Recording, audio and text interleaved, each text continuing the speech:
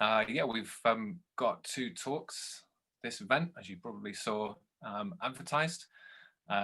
We've got a talk about how Eleftheria got her first JavaScript job. And we've got Anthony, who's actually going to be giving a talk live about building full stack Jamstack applications with RedwoodJS.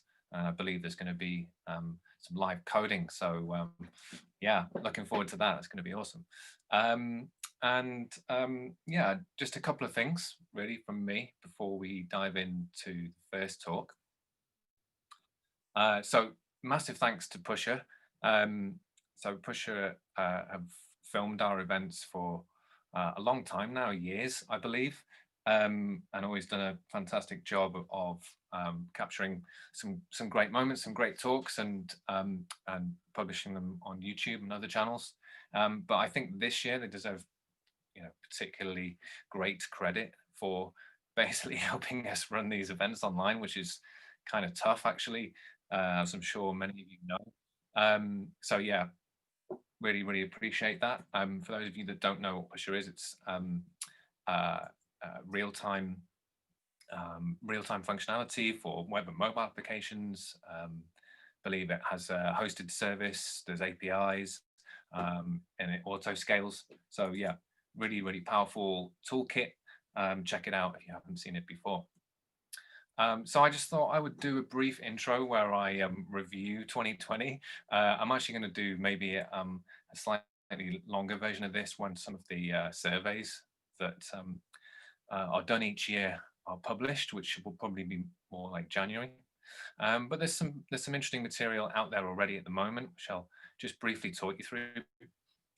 So I'm hoping that some of you have seen that this year's incredible web almanac is complete, and this is just an enormous piece of work undertaken by countless thought leaders and technologists out there, and it just has it has real depth to it. It has a lot of very smart data crunching that I think paints a really vivid and useful picture for people like us to make decisions. And then I just pulled out 3 points. I won't go too deep into it, but just a few things that I noticed that I thought were really valuable. So the first one, and this is a topic that's close to my heart, PWA. I like the idea of the web fighting it out with native apps.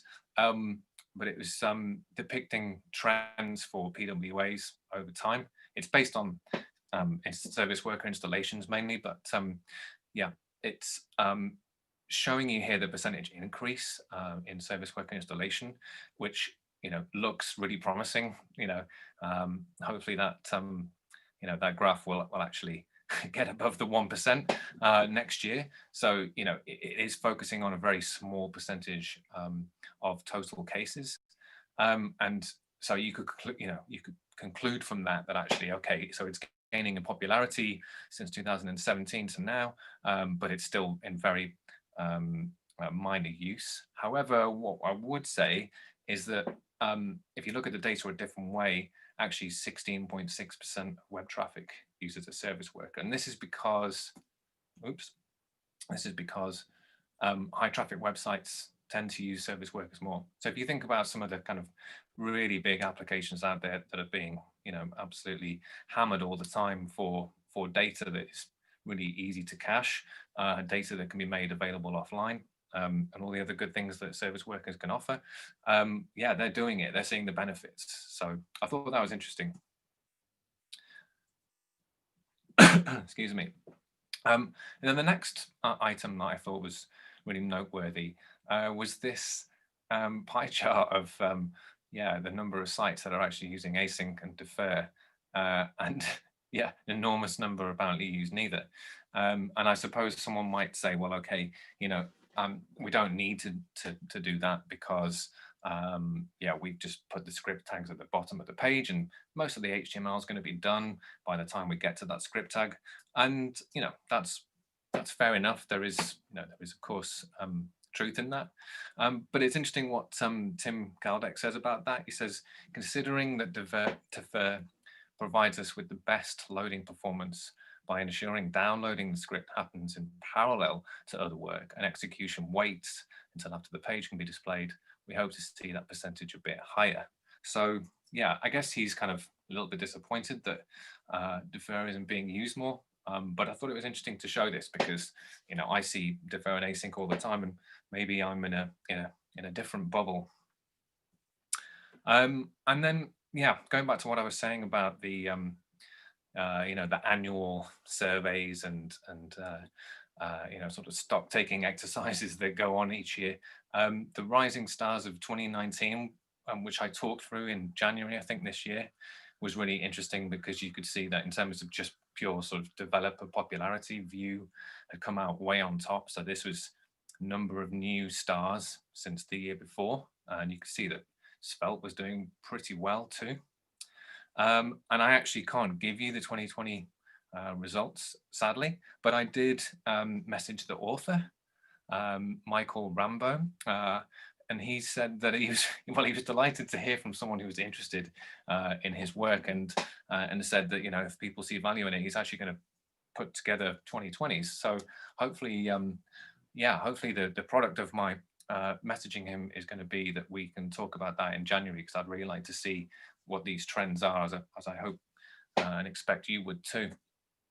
And then the front-end tooling survey. So yeah, the author of this is actually taking some time out. He's had a bit of a tough year, and yeah, he's not going to be able to put it together. So that's one we're not going to get, sadly. But to conclude on a positive note, State of JS 2020 it's not concluded yet. You probably will have seen that the state of CSS is, and there's some very interesting reading in that, but that's off topic for our meetup. So all I would say is, yeah, it's still actually open, state of JS. So I encourage you all to, yeah, to go to the site and fill it in and provide some really, really valuable data that, yeah, that we can all benefit from. And yeah, finally, just if you're not already doing this, follow us on Twitter, drop us a line, let us know how we're doing. Cool. So time to move on to our first talk, which is pre-recorded. So I'm afraid the speaker couldn't be with us to answer any questions, but do post them on Meetup, and we can reach out to her. So yeah, this is being broadcast on YouTube as well. So there's just going to be a little bit of a delay while Alex and I get this set up and running. So bear with me for a second.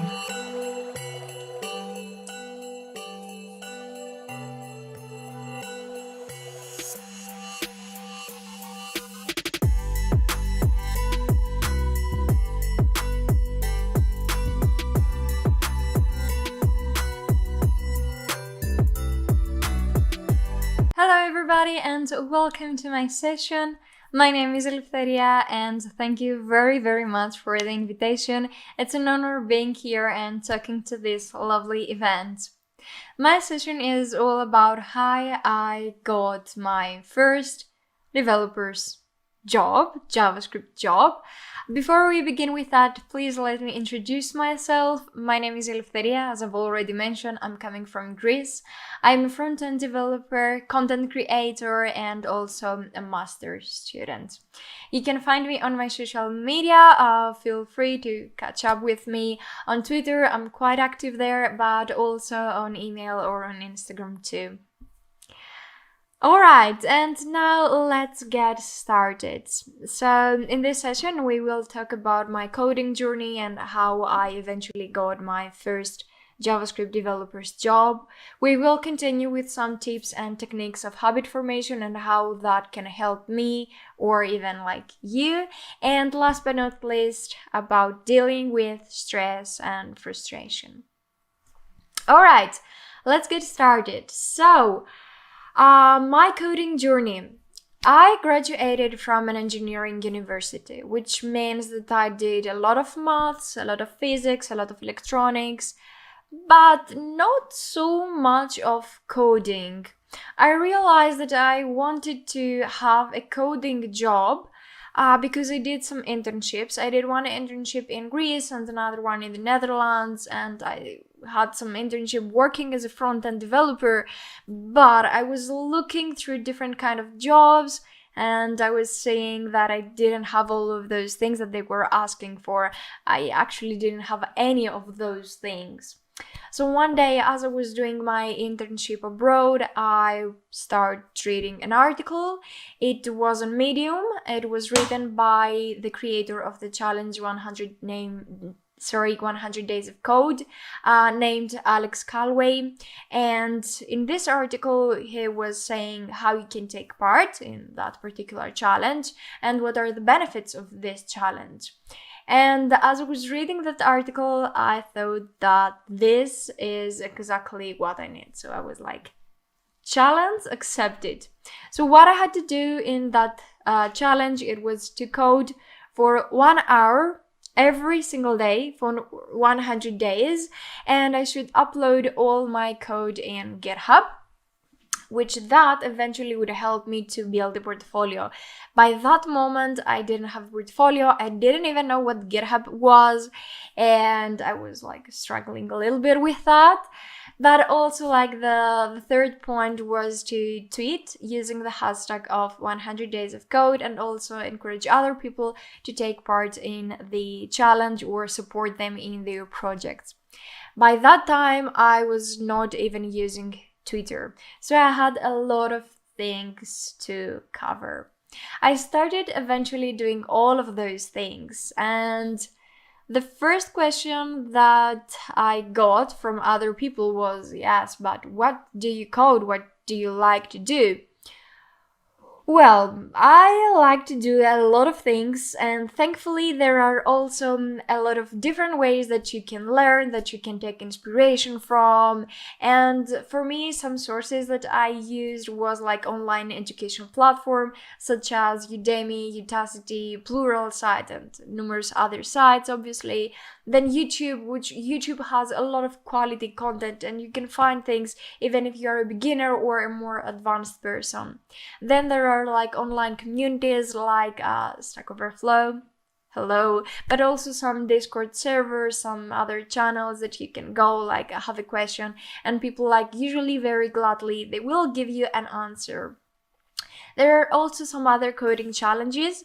So far, I've only mentioned 100 Days of Code, but there are other challenges, and we will talk about them shortly, like daily CSS images or 50 days, 50 sites, and stuff like that, that each day they give you a theme to code, or they send you a video, a tutorial video, or they send you some links, some stuff to read about, so they can also be very helpful. And of course, the other thing is magazines and books. I read a lot of online magazines. It's something that I believe it has really helped me. It has helped me with motivation. It gives me ideas about things to build. It shows me what other things are doing. So like reading magazines and obviously books, it's really, really, really helpful.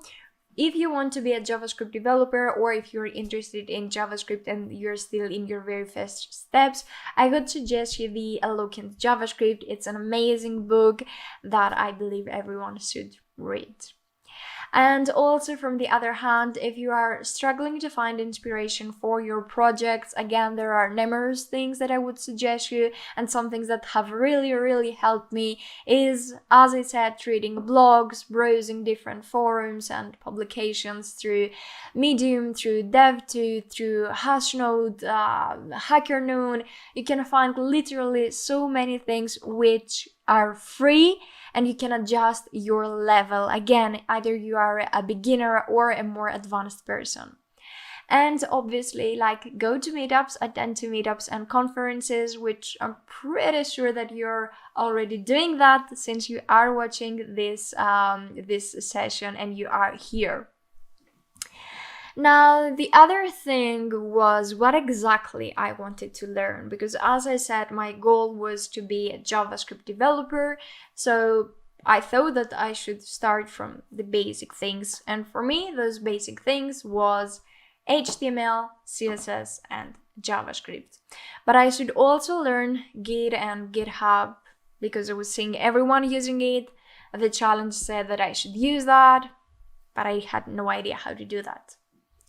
And of course, I wanted to stop being afraid of the console and the developer tools and the network tabs that I was seeing, like the other developers were using those things. Like, as I said, I was doing an internship, so I had already an idea of what I wanted to do, and I could see what other developers were doing. And the last part of my challenge, like the last thing that I wanted to learn, at least for that very first step, was to learn a framework. I decided to go with AngularJS. Now I know that that wasn't the best idea because AngularJS, as you may know, is going to be deprecated. But back then it wasn't like that. And the other thing was to learn a data visualization library. I stick with D3JS, which that was a pretty good idea. And I will tell you in a bit why it was a good idea for me and for my personal journey. So what did I build through that challenge? I started working, as I said, with HTML and CSS, and I took part in another challenge called Daily CSS Images. In that challenge for 50 days, I was coding every day a different theme using only HTML and CSS. So the images that you're seeing right now are done only with CSS. And at first, my sketches and my designs were pretty simple, but I think that as the time progressed, I also got better with that, and my designs got better. Hopefully they got better. But then I started also working with JavaScript, and this is the tic-tac-toe game, and the inspiration is coming from FreeCodeCamp. FreeCodeCamp is like a really nice source to learn everything that has to do with front-end development, and also there are some amazing things for back-end developers, security, and interviews and stuff like that. This is also another game, the Simon Says game, and it's built with JavaScript, pure JavaScript. Now that I see those projects, I can understand how far I have gone. But if anyone is still in that or is starting his or her journey on coding, I would suggest you go through similar projects. Also, as I said, I worked a little bit with AngularJS. I started building some small projects there and some bigger projects there. I started to implement and try to implement some more advanced games, let's say. But I also started learning D3JS. And as I said, this actually helped me a lot, because eventually I found my first freelancing job as a D3 developer. D3 is a data visualization library, and you can do so many great things. So it was like such a relief for me, because when I found that job, I really didn't have any experience. The only thing that I had done was to show and to prove that I know D3JS. How I did that, how I show that I know D3JS, was by building small projects. And while I was building those projects, I was actually recording myself, and all the code and everything could be found on YouTube and on GitHub. So eventually some people noticed that, and they said that, hey, we have a small project for you. We know what you're capable of doing, so do you want to work with us? And that's how I got my first remote developer D3 job. This is also like part of another challenge. It's called the Daily UI, and in that challenge I was working not only with coding but with design too, because eventually my mindset changed a little bit, and I didn't want to work only with front-end development but also with design as well. So by the time that I had that I was about to finish the challenge of 100 days of code, I had moved on. Like, I had finished with my internship. I had started looking for jobs, and a lot of people through my interviews, they were asking me because they knew that it was my first job, they were asking me about my projects, and this time I had to show them something, because I had a portfolio. I had a portfolio through GitHub and I could show them the projects that I have done. I had also started my YouTube channel, so they could see my YouTube channel and they could see what I was capable of doing. They could see some small projects on D3.js and on JavaScript and obviously on HTML and CSS too. So I also mentioned some other challenges. So let's very quickly go through them. I started with 100 days of code, and if you take a look on the date, you can see it right here. You will see that it's actually just one day before the new year. So maybe everyone like that last day, they are out and partying. Okay, maybe not right now, but people do that. And I was home, I was coding. It was my first day.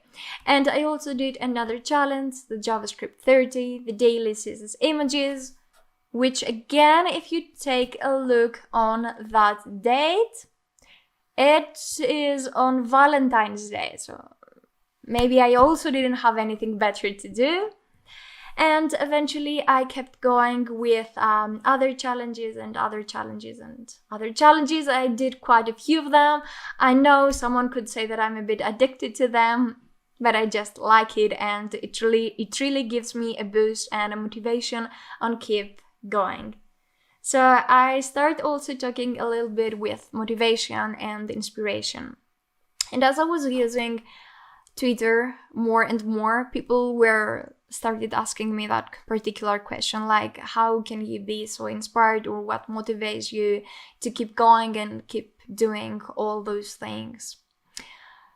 Well, for me, the answer is quite simple. Like, if you want to do something, just do it. There is no one that will stop you. If you feel that you really have to do something, again, just do it. Let people know what you want to do, what you want to build, and again, start doing it. You don't have to wait for a Monday, you don't have to wait for a new week, for a new month, or for a new year. Just start doing things. And maybe the inspiration and the motivation is different for anyone. Maybe for me, it's just the need that I wanted to get better, but maybe for someone else this is something different. Maybe someone wants to get a promotion, so he or she has to learn something new. Maybe they want some extra money, so they have to learn again something new. Whatever the reason is, just start working for that thing. Like right now, start working. So, what did I gain by doing that challenge of 100 days of code, and why it has helped me so much? Well, the thing is that my goal was to learn JavaScript and find a job as a JavaScript developer, and eventually I did that.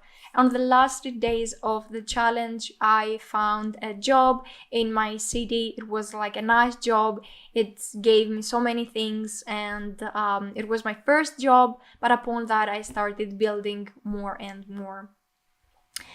So again, from this challenge, I learned to be more optimistic and grateful for the things that I have and the people that are around me. Because trust me, you have to be also a little bit patient, like coding for 100 days straight. I met a lot of people and I learned to believe more in myself and in my powers. I certainly got better at time management, because when you have to code every day, when you have to go to work, when you have to do a master's, maybe you have a family, maybe you have a home to support, maybe you have kids. So you really need to be good at time management. And I also had the opportunity to travel quite a lot. Maybe this seems quite irrelevant, but it's actually not. As a developer, you have many opportunities to travel, either for work or being a freelancer or going to meetups and conferences. So that's also how I started traveling, because I have like two passions, coding and traveling. Okay, so would I recommend a challenge like that? The short answer is yes, like definitely yes. If you want to get better, if you want to improve, if you want to connect with people, just do it. do it, and it will like truly help you. And if you have like any question on that, again, like feel free to contact me on social media or over an email, and we can discuss it more. Now let's continue with the second part of this session, which is tips and techniques of habit formation, because coding and sticking to a goal should be a habit. If you want to improve, if you want to get better, that should also be a habit. So let's start with a quote that I really like, and it says, "I'm not telling you it's going to be easy, I'm telling you it's going to be worth it." So I'm not telling you that coding and finding for new jobs and going to interviews and like having these rejections is going to be easy. But I'm telling you that it's going to be worth it. I'm really glad that that day, the last day of before going to the new year, that I was at home, I was in my desk, I was actually in that exact same position that I am right now, and I started my journey. Was it easy? No. Had I a lot of rejections? Yes, I had. But this didn't stop me, like that didn't stop me. Okay, so the first thing about habits is that you will feel some resistance. Resistance is always there and it always gets you. Like try to do something good, try to do something positive, and it's always there. It doesn't have to do always with job related things. Like for example, think about when you are on a diet, that you will see a cookie and you will want to eat that cookie, although you know that you shouldn't eat that. This is resistance. Resistance is always there and it always gets you. The other thing is that there are some things that you can do to eliminate those restrictions and those resistance things. And that thing is the power of limits, is set limits. Don't spread your effort around, so like focus on one thing at a time. For me, that was HTML, secondly CSS, thirdly JavaScript. So focus on one thing at a time. It doesn't matter what it is, just focus on that thing. Don't multitask. Multitask doesn't work. If you don't trust my word, just Google it and you will see the service and stuff like that, and you will see that multitasking doesn't work. So stick at one thing at a time. Try for consistency over volume. So say that you will sit maybe for even 30 minutes every day and you will do something for yourself. Don't try to do everything, for example, in the weekend because you think that in the weekend you will have more time. No, start building something small every single day, even for a few minutes, and don't overload your weekends or your nights. It's better to have just a little free time rather than too much, and maybe this is a little bit weird for some people, but the thing is that when you have a lot of free time, you will say, okay, I'm going to do that later, or later, or later, and eventually you never do it. Am I right? The thing is that if you have like a nice program, a nice schedule, a to-do list, you will see that you will start doing everything. Even if you have just a little time, you will do everything. Something else that may help you is track progress visually. The image that you can see right now is coming from my GitHub account while I was doing the challenge of 100 days of code. It's a mental thing that it will say like, don't break the chain. And always keep a log or a calendar or a to-do list. It doesn't matter what this to-do list is going to be or where it's going to be written. It doesn't matter if you're using a fancy app or just a simple pen and paper. Just write everything down and start working on that. You don't want to break the chain. You want to always work on those little tasks and have like little tasks, not big ones. These are all tips that they can help you. Now, the other thing is that you want to stay away from toxic environment. Like no matter what, you want to stay away from those things. So as I mentioned earlier, if you are, for example, in a diet, like don't go for the cookie. Even better, like don't have cookies or ice cream at your home. Like always keep fruits and other healthy foods around you. And the same goes with coding. Like if you want to code, set up everything nice and clear. Don't try to remember like your passwords, like have them somewhere written, like in a key pass or something like that. And other things that they can help you is like block all the notifications, block all the distraction, set up a limit that you will work on that time slot, and as I have already mentioned for 100th time, start working. Like let the other people know that you want to do something or you want an hour for yourself, so they cannot distract you, they won't call you, and like always having your phone away or have it like in a silent mode, have it in a different room so you will not catch up your phone as you read or as you study or as you code or as you design. Okay, and some other things that about habits is that a habit is like a loop, an infinite loop. You want, the first thing is to trigger something that it will trigger you, so you will start doing things. The other thing is the routine, so the actual habits. And the last thing is the reward, that you will feel like you did something. The reward can be something either physical or not. The reward can be something mentally. But the loop is always like that, like trigger, return, and reward. And that's how you build up your habits. Some other things that they can probably help you is the bright line rules. And this is like going from something general to something specific. So as I've already mentioned, when you're having like a to-do list, you can have a general idea written, but eventually write everything down in smaller tasks and subtasks and minimal goals and, you know, all those things. The more you define what you want to succeed, the easier it's going to be for you to succeed it. So again, have like a plan on your mind, like have a very, very, very specific plan on your mind. For me, that plan was to find a JavaScript job. But for you, maybe it's something different.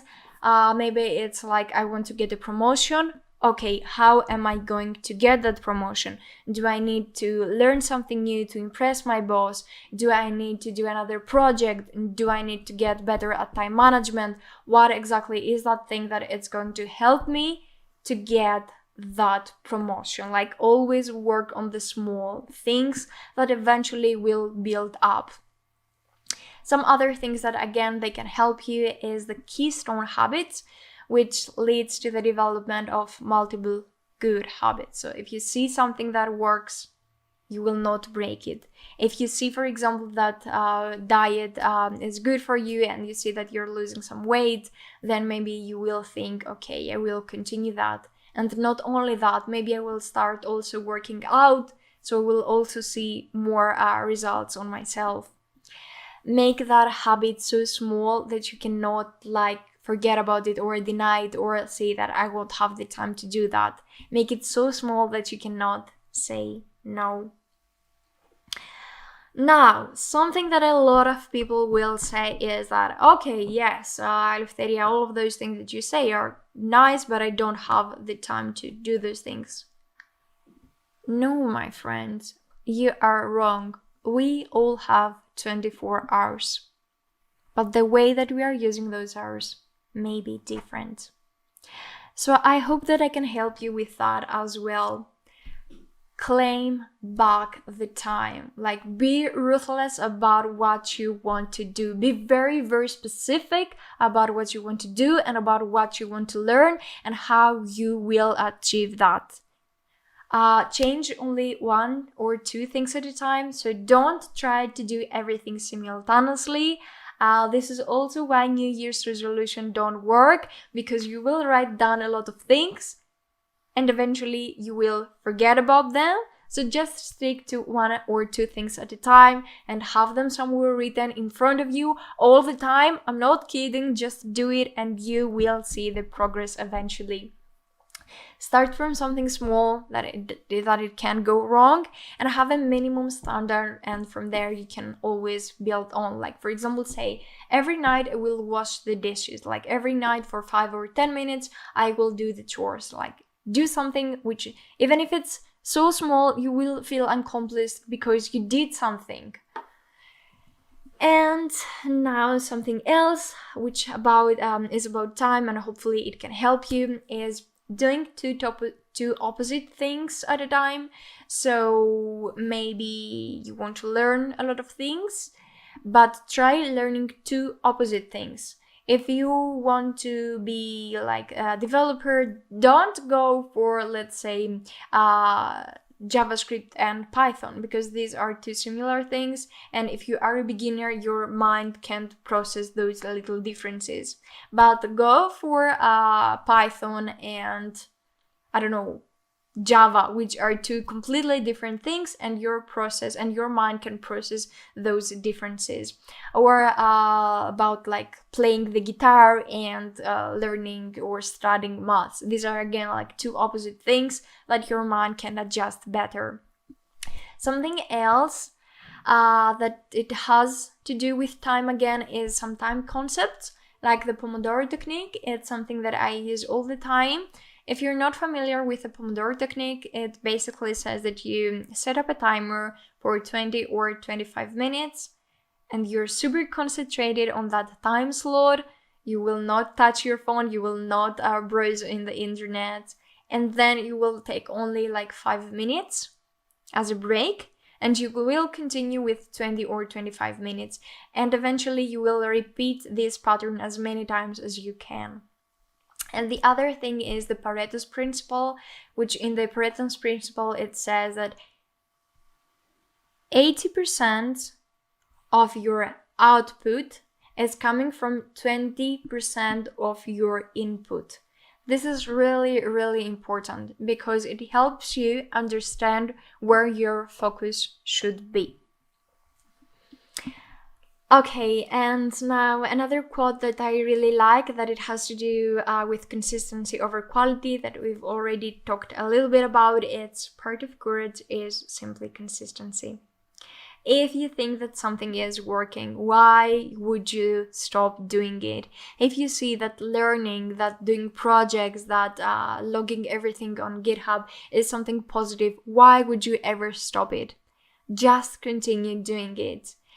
And some tips that again may help you, and they for sure have helped me, that are not very clear, I mean, not a lot of people are talking about them, is keeping a not to-do list.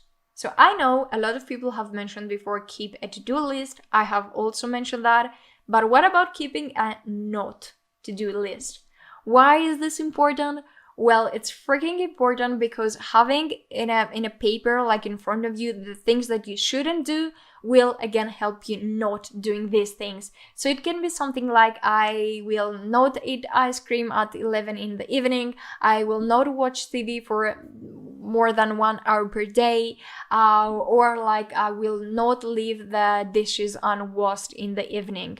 Always have that not to do list in front of you, and it will help you to focus on the things that are more important for you. So the second thing is like analyzing your day and the activities that you do. Track your time and be, as we said, like really ruthless. If you write down everything that you do inside the day, it will take you some time to write everything down because we want all the details, but you will see some things that maybe you hadn't noticed that are taking your time, but they are not really worth your time. Time is the most like precious thing that we have. So really be careful about how you manage your time. And the third thing is that if you don't have something, imitate it. What I mean by that is like, Let me give you an example. If you want to improve your English, maybe you're not an English native speaker, you could go to a Discord channel, you could go to different a Discord server, or you could go to different channels and find people that talk English and try to communicate with them. Because maybe you don't have people in real life that they are talking English. So this is something that you can imitate. Other example is if you don't have like any friend that is coding, so maybe you want some motivation from your friend.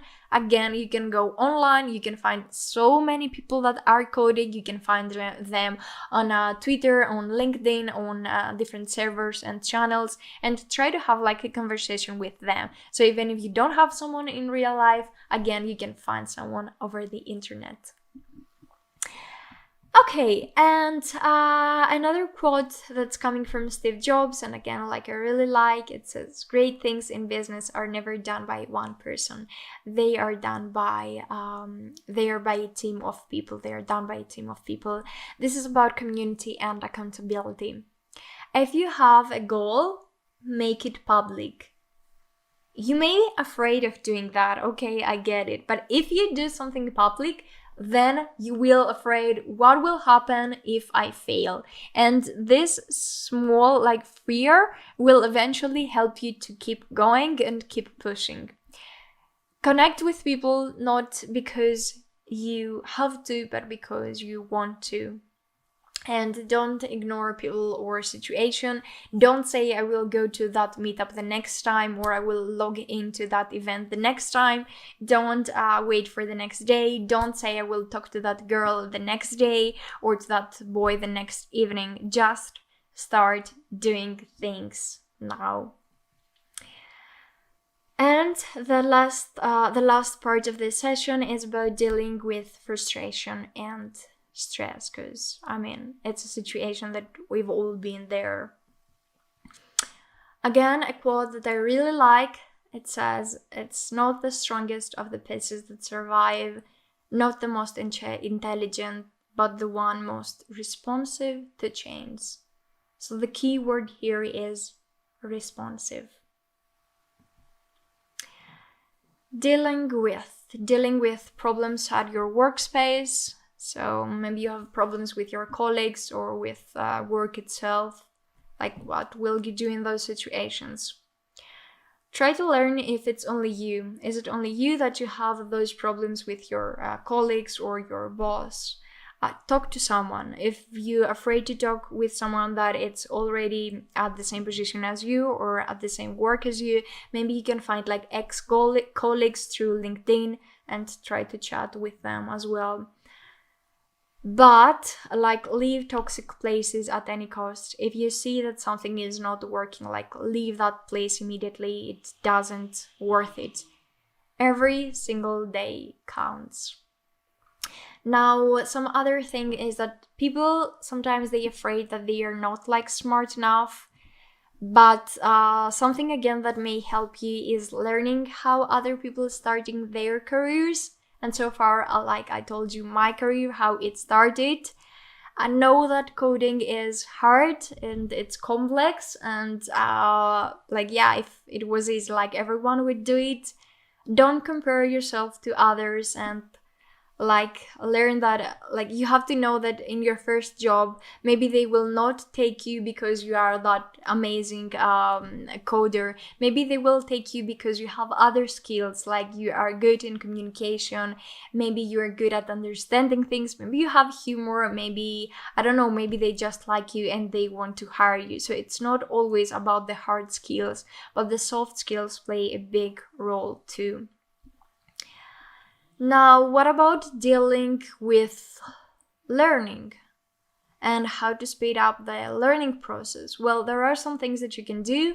These are like building projects, and don't watch only tutorials, but actually building things yourself, and try to have like an updated portfolio.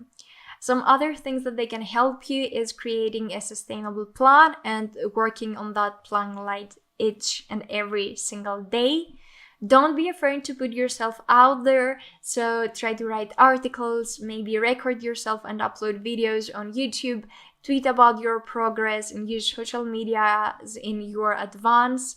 And another small tip here is when you're watching podcasts or video tutorials, you could have the speed on 1 at a time or 1.5, so you will watch or listen to something faster, and eventually you will learn faster. And last but not least, it's about dealing with yourself. Sometimes people are too hard with themselves. Don't judge yourself too hard. It's okay to fail, everyone fails, and it's okay to change your goals. From time to time, take a break, but then come up and come stronger. You have that. Don't forget to take a break, as I said, eat good, work out, do showers, and sleep 8 hours or so. Okay guys, so that was by me. I hope that you liked this presentation. If you have any question, feel free to catch up with me on social media or on my email, or even find me on my YouTube channel. Again, thank you very much. I'm wishing you a beautiful day and see you. Thank you.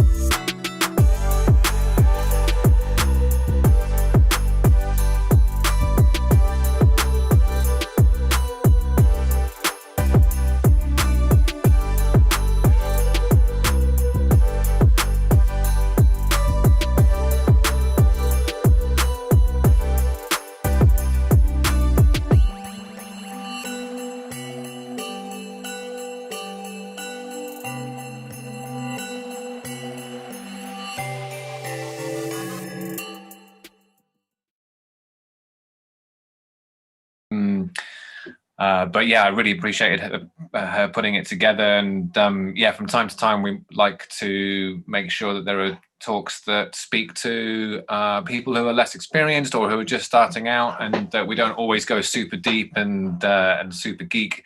Although we are going to edge towards that a little bit with the next talk, because Anthony's definitely got a lot of deep knowledge and expertise about the topic, RedwoodJS. So yeah, looking forward to that. That will be in just a few minutes. So take a quick comfort break if you need to. If I see, if I see everyone waving in like 2 minutes time and eager to start, then yeah, we can kick off without taking too long a break. But yeah, feel free to have a quick break, and thanks to Eleftheria for her fantastic talk. Yeah, I'll drop her a line and thank her on everyone's behalf. Catch you in a couple of minutes. Thank you.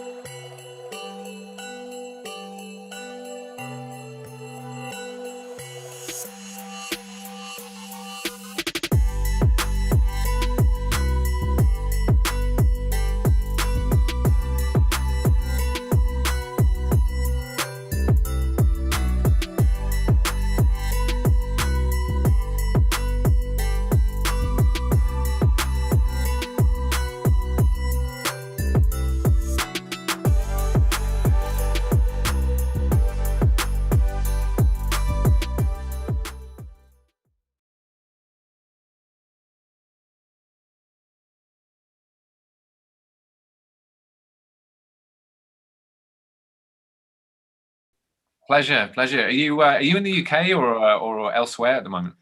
No, I'm in Colorado, actually. Yeah, so I'm from the States. Awesome, awesome. I know Colorado quite well, actually. I drove around it a couple of years ago. So yeah, beautiful place to be, right? Beautiful. Yeah, thanks so much for joining.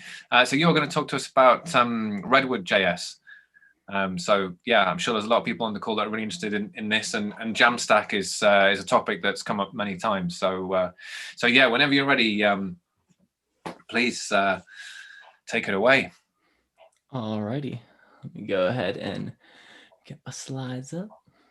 All right, building full stack Jamstack applications with RedwoodJS.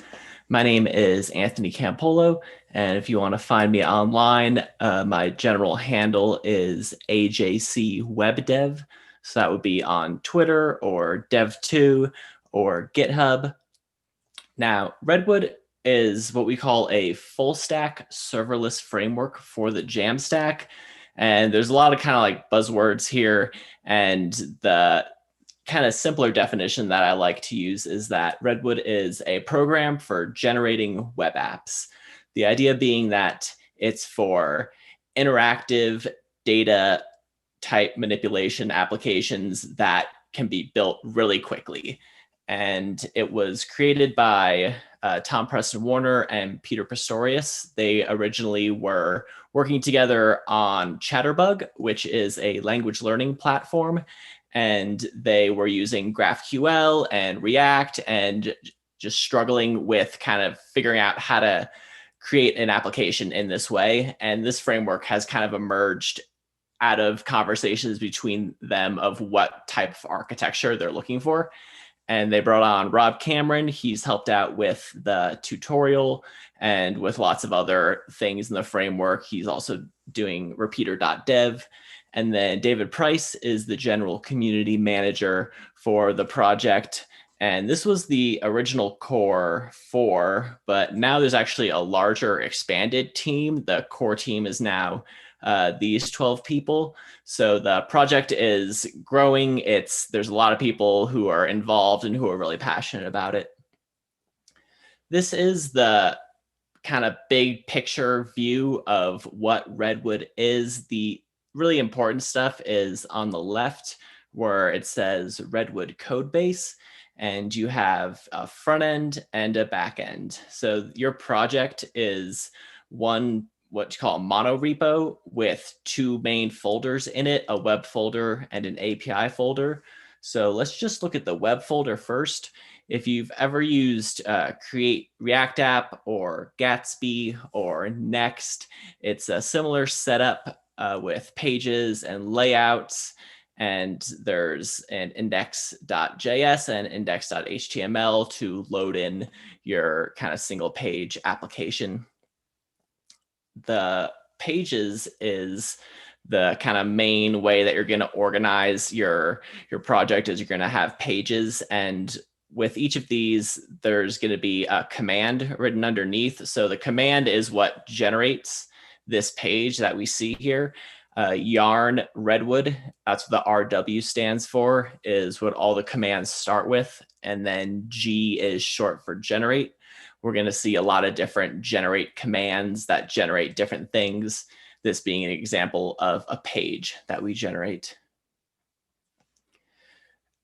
We also can generate layouts. A layout would be like if you had a navigation bar that you wanted to persist as you go from page to page, so it's easy to navigate. Or if you want a footer with like your copyright at the bottom, that's the idea. And a cell, this is kind of a newer idea that Redwood has introduced. It's based around your data fetching. So we're using a lot of GraphQL here. And in the top right, we're writing a GraphQL query. And that query is for our posts and specifically for the ID of each of our posts. And we write that query. And then there's the 4 different states that our data can be in. It can either be loading if we're waiting to receive the data, empty if there is no data, failure if there was some sort of error along the way, and then success, where you get the posts and then you can do whatever you want with it. that was the front end. Now the back end is where we're going to have Prisma. Prisma is kind of like an ORM or a query builder. It's a way for us to easily talk to our database and do a lot of the SQL stuff for us. And then we also have a functions folder for serverless functions, and we have a GraphQL folder for our basically like SDL. So we're going to create a whole backend that can speak GraphQL. This is what defines first our database of being SQLite, and it's going to set it to an environment variable of database underscore URL. And then it generates a Prisma client, and then it creates models. So we have a post model here, which is just like a blog post, and it has a title and a body. And then it also has an ID. Each one will be given an ID automatically, and it'll just go up starting at 1. And then it sets the current time to create it at. If you've never used GraphQL before, then some of Redwood might be a little foreign, but it's a good way to actually get introduced to some of the ideas of GraphQL, the schema definition language being one of the biggest ones. This is our schema. So just like we defined the post earlier, we are also defining the post here with the ID, title, body, and created at.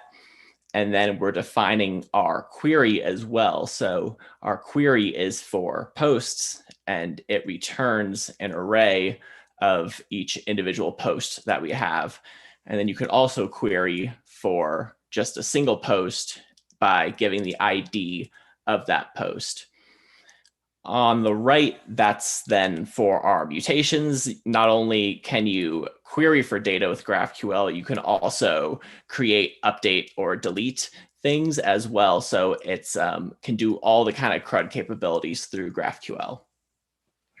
Now, our services, this is how the kind of backend resolvers are being written and are talking to Prisma. So we're importing DB, which is the Prisma client, and then the db.post.findMany, that's to do the Prisma command to get all the posts, or .find1. And then same for the right, your create, update, and delete. And then that's where we import the Prisma client.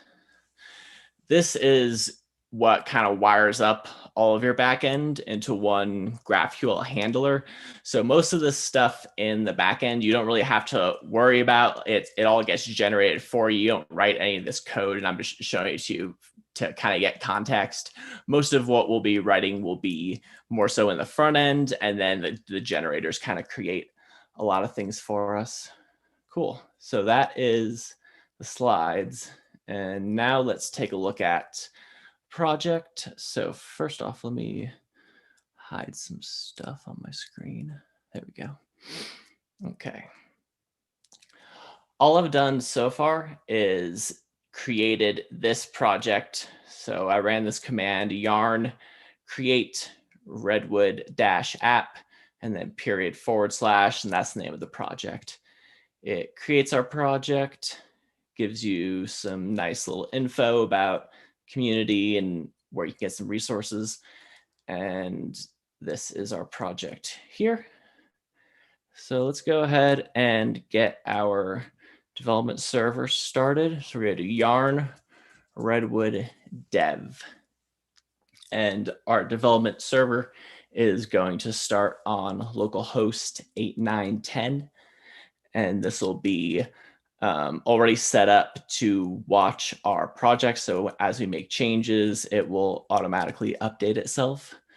First, we're going to get just the splash page kind of saying, hello, this is Redwood. And then we'll run a command to create our first home page.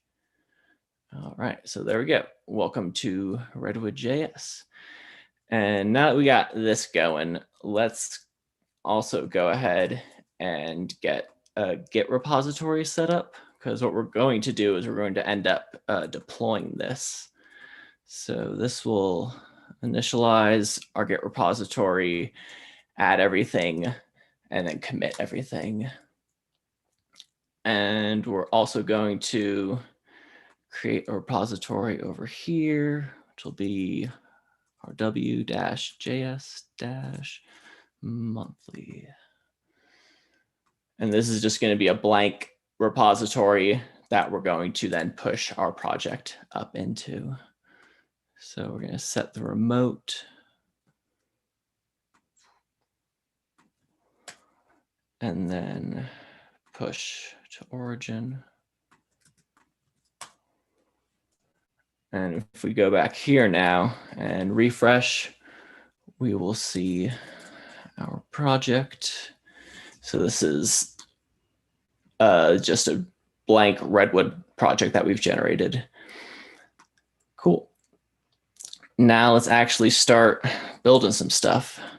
So the first command we're going to do is yarn redwood generate page, and then we're going to generate a home page at our home route, which is the /. And then it's going to get rid of this / page here and automatically update it with our first home page. And this was created in our web folder, src pages and home page.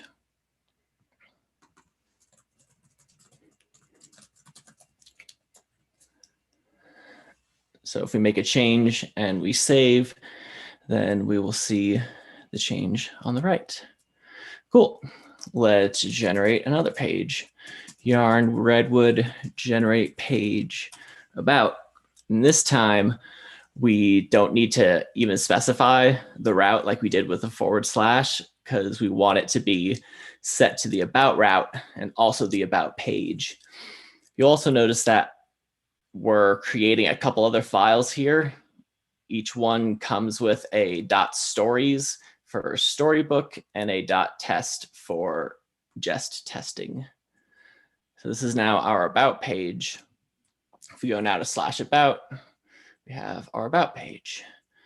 And we want to create a layout now that's going to wrap both of our pages and allow us to navigate in between. So we now are doing yarn redwood generate layout, and we're generating a blog layout. It will not be in pages, it'll be in layouts under blog layout. And this layout is simply going to have links to home and links to about. Yep, cool. And then once you do that, you have to actually bring the blog layout into your pages. So let's go back to our home page. And we're importing the blog layout. And we are wrapping it, or we're importing it and then wrapping our content with it. So we have blog layout and then / blog layout. And if we go now to about, we have to bring in the blog layout to our about page, and then we'll be able to navigate in between the two of them. So about page. Okay, so if we can click that, go to home, go to about, and there we are. So that's pretty cool. Now what we're going to do is we're going to create our post model in schema.prisma. We're going to delete this, and we're going to delete that. And our post model is what we looked at on the slides. Once we do that, we are going to do yarn redwood db save and then create posts in quotes. And this is going to create a migration. A migration is the series of SQL steps that are going to be applied to the database to get our database set up with its tables for our blog posts. So this will create a migrations here that you can look at if you're interested. And to actually apply the migration, you do yarn redwood db up. This will get your database up and ready to go. And the yarn redwood generate scaffold command, this is going to be the command that's going to create essentially our entire blog interface that will allow us to create our posts and edit them and do all the things we want to do. So once this finishes, we will run the scaffold command. And let's go back to home here. And real quick, just to show what came out of this, it will give you exactly what was created. So it shows you the data model, and then it shows you the commands that are being run. It shows you where the migration is and all that stuff. So this is going to create a lot of stuff, and it's kind of too much to go into just in the span of this talk, but I highly recommend just kind of poking around in it. And it's a good way to kind of figure out how a project is structured. But what's nice is that you can just run the command and get it set up for you. Now what we do here is we're going to go to /posts, and we're going to have our blog posts interface right here. Now, when I was showing you the cells, there was the different states that your data could be in. Right now, you see how it says loading. So it's checking the database to see if we have any posts. And once it figures out whether we do or not, it'll say no posts. Do you want to create one? And yes. JS monthly. And then when we do that, we now have our post. And if we want to edit the post, we can edit it. And if we want to delete a post, we can also do that as well. It'll give you a little warning asking if you really want to delete the post. Let's get one more post up here.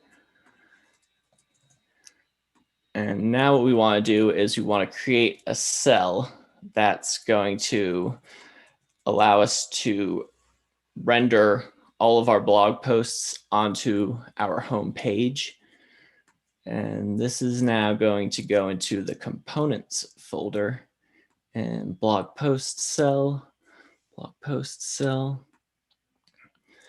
Now, what we want to search for is not blog posts, but posts, because that's what our schema was set to.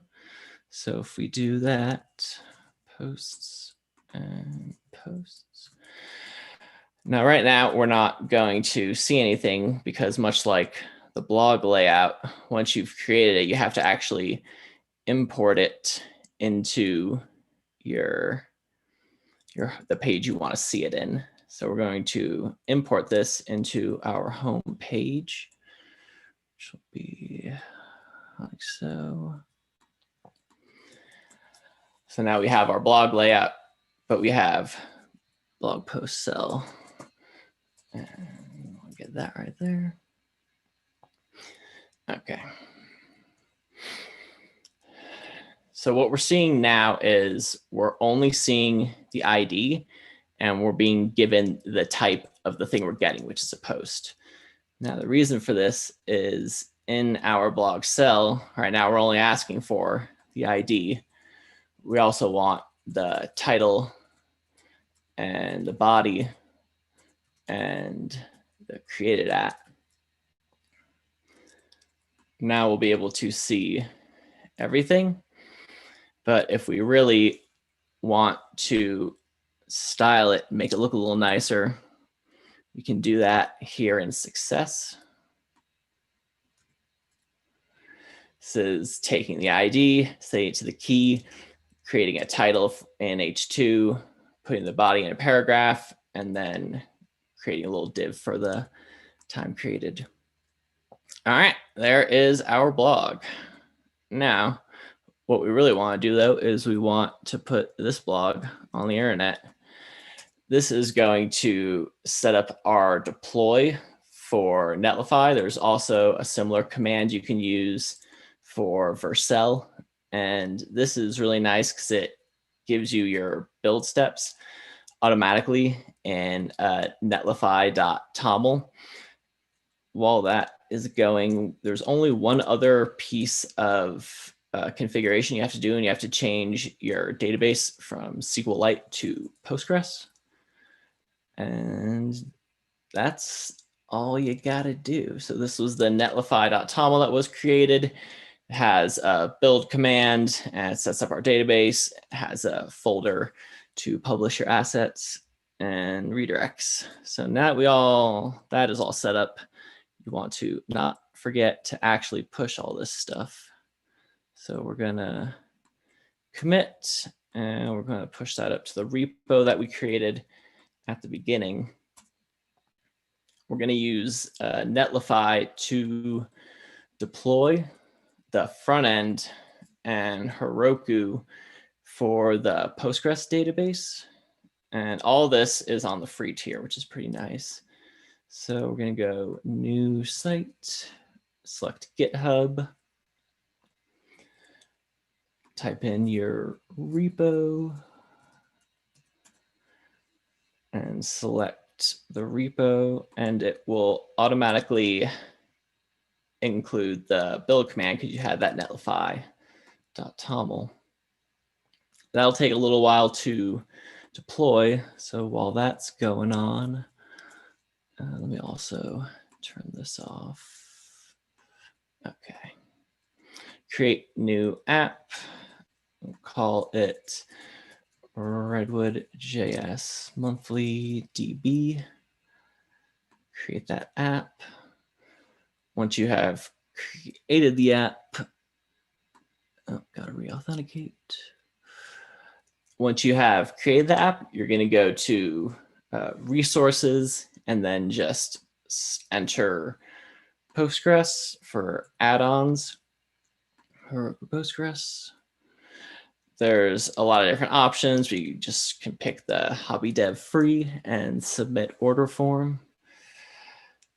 Now to actually connect the two, we're going to have environment variables. So these are the keys that you want to guard very carefully. So after I do these presentations, I like tear down these projects. But basically, it generated this database URL environment variable with this Postgres URL.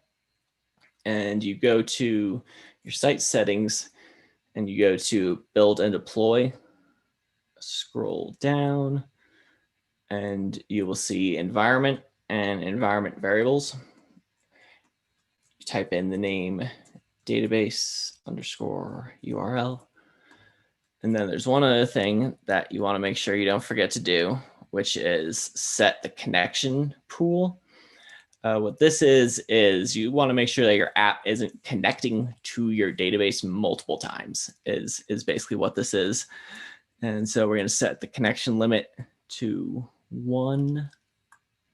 And then you stick that right on the end here. And then we're going to save. So that's set our environment variable. Let's see if this is still deploying. All right, that is still going. Are there any questions for me while this is building out?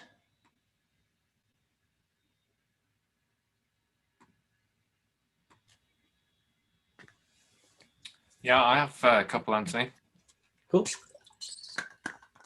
Hit me with them. So I suppose quite a couple of quite broad questions. Yeah, why this project over and above tools or collections of tools like Next.js and Gatsby and things that already exist? I mean, I can see it's got a few other nice to haves in there, but is there like a single selling point that you would tell someone? I would say it's giving you the full stack experience, because with something like Gatsby or Next.js, they're really incredible tools, and you can create really sophisticated client sides with them. But for Redwood, it's giving you conventions to already have a way to speak to your database and have it be coherent throughout your whole project. So I think a lot of people who have tried to learn React have struggled with the general lack of structure that comes with React, because it's very flexible and it's very minimal, and it's mostly just taking like the view layer. So I see these different frameworks as each building out like more and more abstractions on top. So I think if you want to go beyond just the type of like static content you create with Gatsby, or if you want to go beyond to the type of like server stuff, you can do it Next, because Next still doesn't really have any opinions about the database. That's, even though people say it has like a backend that's like quote unquote full stack, it has a server side because it's like universal rendering, but it doesn't really have like a database opinion. Whereas with Redwood, you get Prisma, which is like a whole ORM that's like active record. So that's kind of the difference how I see it. So right now our site is live, but we're going to have to do this again. So I will take one more question another question real quick. So right now this will be broken because we have to actually re-trigger the builds to get the environment variables to run. So we're going to do that again. And you want to wait for it to finish the first time because then it has the cache. So yeah. Do you have other questions?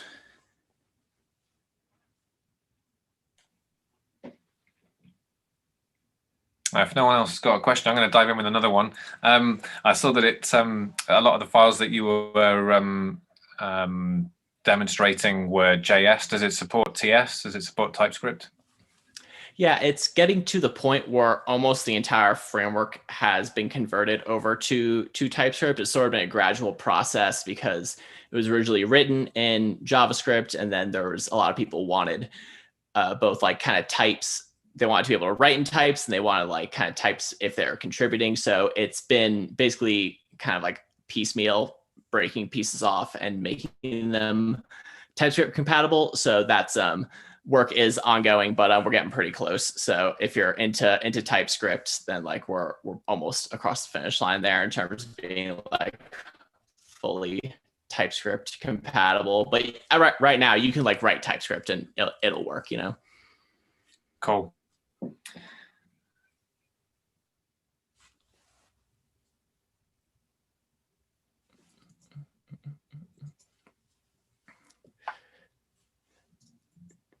Any other questions in the chat or from the audience? Does it support incremental builds? Yes, that's a good question. Right now, it's does not, because the kind of, when it comes to like the incremental build stuff, it's a question of whether it needs to be in the framework or it needs to be in the provider level, and how much integration there is between the frameworks and the providers in terms of like who's doing the build. So like for Gatsby, they built their own kind of cloud to do their own incremental builds. So right now, we're not doing any sort of like incremental build process, but that and things like pre-rendering, all that kind of stuff is being worked on for when we get to V1. So we're aiming for V1 in the first quarter. And that's where we're going to kind of like iron out those last kind of bits. But right now it's just kind of like stabilizing the technology, getting all the pieces to fit together. But in terms of like just getting you a project up and running really fast, it's really good. There's some people who are actually combining it with like a Next.js front end. So it's really interesting because they use like the Redwood API and then attach Next.js front end or like a Gatsby front end. So there's like these different kind of hybrid solutions that are also being created. And this looks like it's good to go. Now, if we check out our deploy, if we go to /posts, we will be able to, so now it says empty instead of giving us that error. And if we go back to our homepage, there is your blog.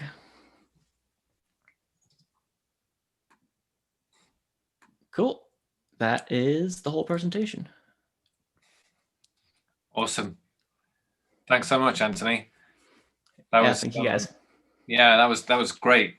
Particularly great to have a live demo and see the different components and different kind of opinionated aspects in action, and then obviously, see it get deployed pretty quickly. I'm a big fan of Netlify and all those tools, and clearly that approach is becoming more and more popular.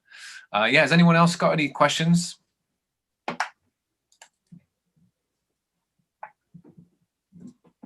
No? Well, if people are being shy or feeling a bit tired, which is understandable, then I'm sure Anthony will be happy to either take questions directly. Feel free to message me on AJC Web Dev on Twitter. I'm always open, happy to talk about any of this stuff. So yeah. Thank you, Anthony. Yeah, cool. Thanks so much. I mean, as I'm sure everyone on the call knows, every event that we've run since lockdown, which has been online, has been kind of quite a different atmosphere, and it's obviously kind of difficult for us and difficult for the speakers and for everybody involved to kind of create that same sense of engagement and energy. And I totally appreciate lots of people have screen bent. So for everyone who has joined, thanks so much. Really appreciate you being here, especially like this near Christmas. I mean, these events don't normally actually happen. We normally skip December because we don't expect anyone to turn up. Everyone's out partying, right? Or doing something which involves like actually being in the same physical space as other people. That obviously isn't the case this time around. But really appreciate you coming. Anthony, thanks so much for a great talk and for joining us all the way from Colorado. I was about to say Denver. Did you say Denver, or am I just throwing that in there because it's in that state? Pretty much. It's Parker, so it's like 20 minutes away from Denver. Yeah, awesome. Yeah. Cool. Well, I'm going to catch up with you about Colorado and music theory afterwards. But right, I'm going to try and make this quiz work, right? So my plan is I have 10 questions. Is there some questions in the chat? Okay, cool. So I've got 10 questions. 5 of them are tech JavaScript related questions, and 5 of them are Christmas questions, right? So this is a short-ish quiz. What's probably going to take the time is going in and out of the breakout rooms, but I'm really hoping we can make this work. And as I said earlier, there are prizes, and I have to really thank Alex for sorting out those prizes at the 11th hour as well. I didn't manage to get myself together in time to sort them out myself. So I really appreciate that, Alex. That's awesome. So yes, there is something to be won. There is more than just your reputation at stake, people. So my plan is to have however many people, like 2 or 3 people per breakout room, and I will show the questions on screen. Answer them as a group yourselves, so write them down, agree on what your answer is, but don't share them with me straight away. Share them with me at the end as a team, so that it's easy for me to pick a winner, basically. Right. Let's see if we can make this work. Okay, so you should be able to see my screen. Christmas quiz, right? Okay, good. Now, and when you're put into the breakout rooms, unfortunately, you're gonna lose the screen. So if you need to write down the question, please go ahead. But this is question number 1. So round 1, question 1. Yeah, so to the nearest million, ideally, what was the peak number of React downloads on NPM in 2020? It's a pretty big number, as you can probably imagine. Clearly, any of you could use the internet. Please don't. Right, and then I'm going to put you in. I'm going to put you in your groups. So, oops, right.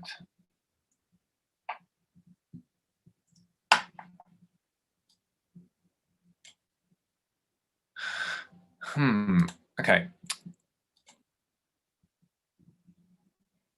Oh, I don't really have any people. Why? Let's try this again. Oh, there we go. Right. Okay. 1, 2, 3. So, I mean, that's really neat. There's actually 10 of you. So, Alex, should we just have two teams, one versus the other, or should we make it bigger?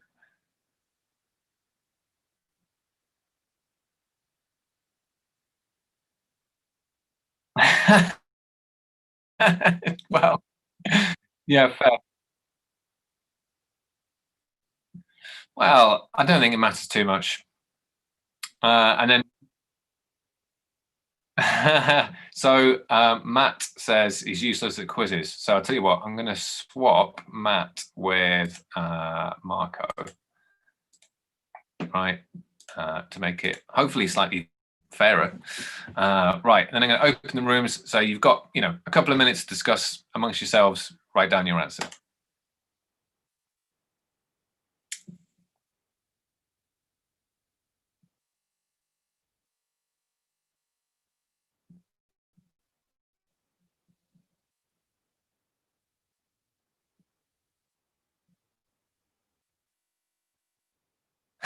Yeah, maybe. Yeah, feel free to stay there, and we'll leave that team.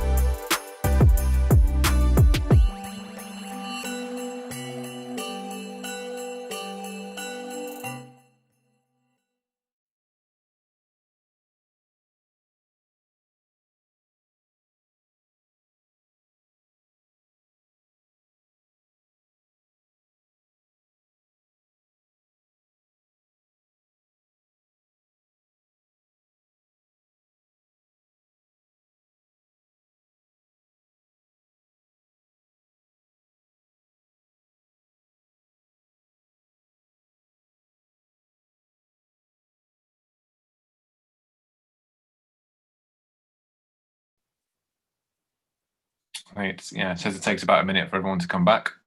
So hopefully they'll reappear any second.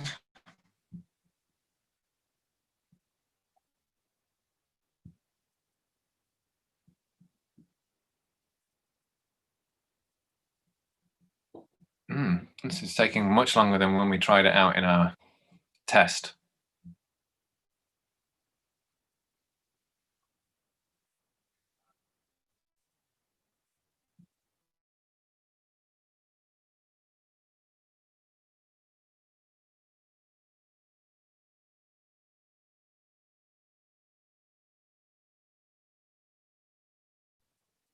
Okay, hopefully we should have everyone back now. Hey, everyone. Hey, did you successfully join a room and answer the question? Yes. Yeah. Okay. So it's working, right? Yeah. Yes. It's it's slightly more painful than it would be if we were in a physical room, but it's slightly more fun, right? Okay. Right. I'm going to do it again any second. Here's your next question. Okay, so round 1, question 2. What is the current most depended upon npm package? So what's the package that loads and loads and loads of libraries out there pretty good stab at this because I'm sure we all see it a lot. But there's your question. So I'm going to open the rooms again. You lagged out a bit. Can you just share the screen with the question because you lagged out a bit? Oh, yeah, you cut out briefly. Yeah, that's a good idea. Share the screen, show the question. What would I do without you? There you go. Can you see that? Cool. Okay. Oh, good. So yes. What is the current most depended upon npm package? Right. So I'm going to open the rooms again. I'll give you a minute or so to answer.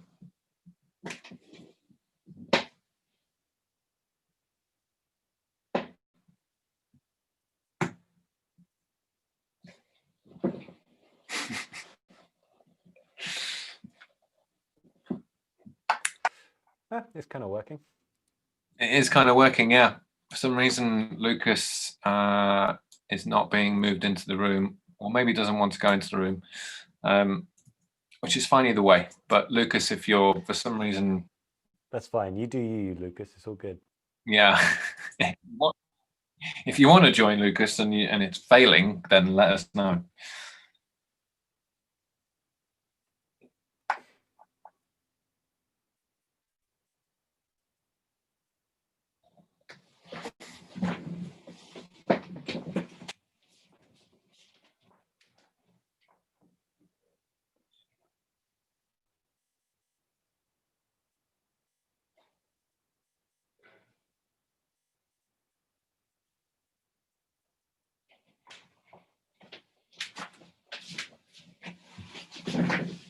Okay, closing the rooms.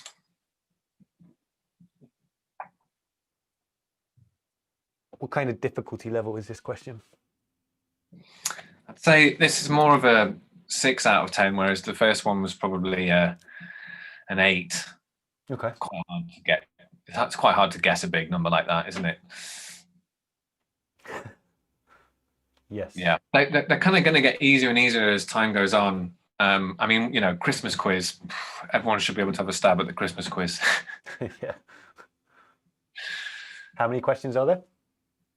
There's 10.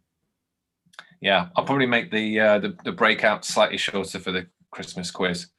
They're going to have to agree within a minute, I reckon. I think actually once you request the rooms to leave, it comes up with a little option to leave, so people can take the initiative and leave them. Right. Okay. Come through a little bit quicker, but.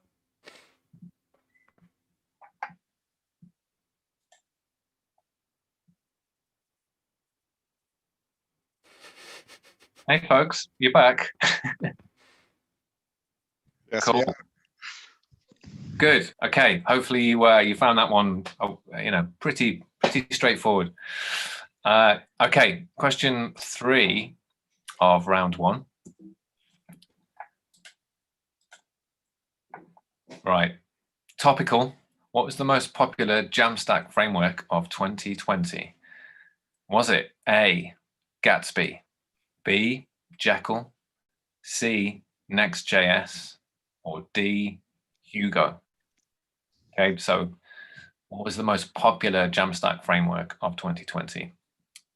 Gatsby, Jekyll, Next.js, or Hugo?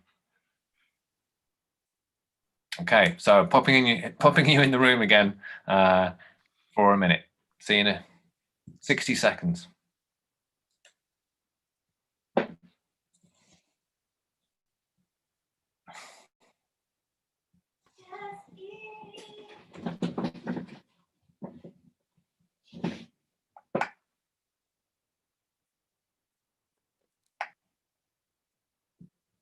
I would take a guess and say Next.js, but it's just because I've heard it a lot being thrown around. Yeah, it's a good guess, just based on what you're hearing in the ether. Exactly. That's good data. Who do you reckon names these frameworks? Yeah, people that kind of probably aren't as creative as some of their colleagues. Yeah. Maybe that's a bit harsh. Do you think it's done by vote? I doubt Does it. someone get exclusive rights to naming? Yeah, I think someone just starts writing some code, names it something silly, and then the next thing you know, it's really popular and they regret it. Yeah.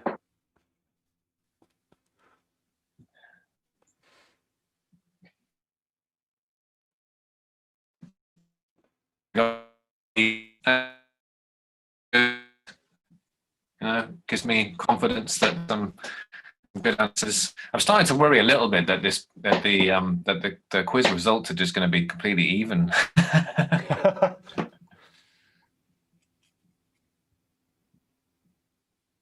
Okay, I think we have. Do we have everybody back? I can't actually see everyone on the list. Oh, hang on. Yeah, I think we've got everyone back now. Hello.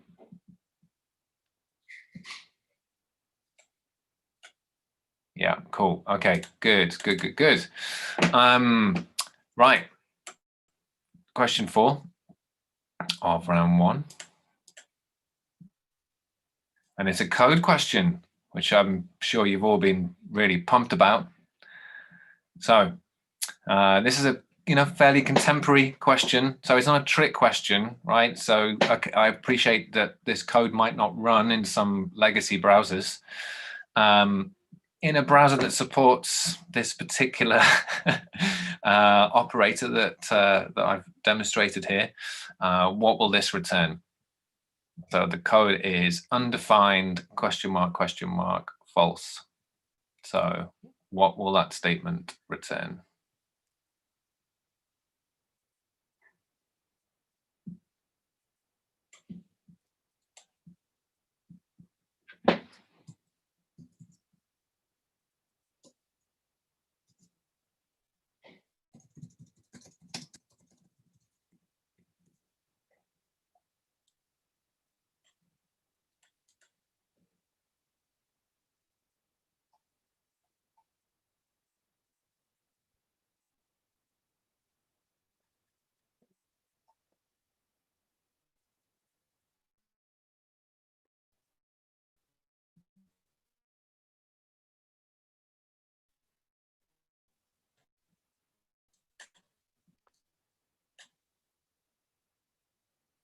You think Lucas has formed his own team? He's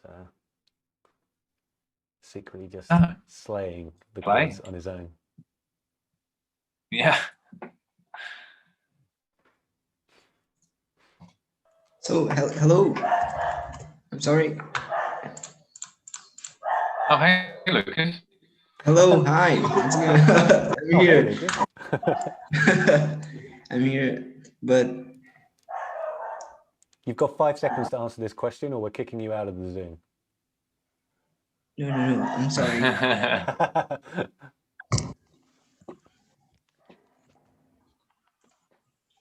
I'm here now. Oh, hey. Hello. So yeah, if you missed it, what's that? I really appreciate the meeting. Good.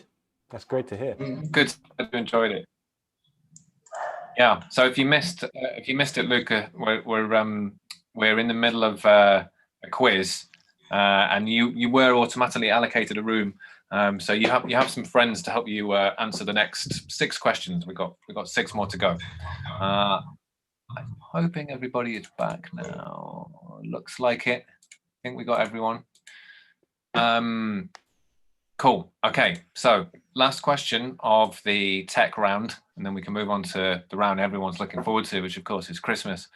According to the Web Almanac, which I mentioned earlier, what was the average percentage of unused JavaScript per page in 2020? You can see why I asked this, right? Because this is all of those numbers are bad, right? They're all bad. Why is there even 26% unused JavaScript on people's pages across the interwebs? Okay, I'm going to let you go away and figure out the right answer.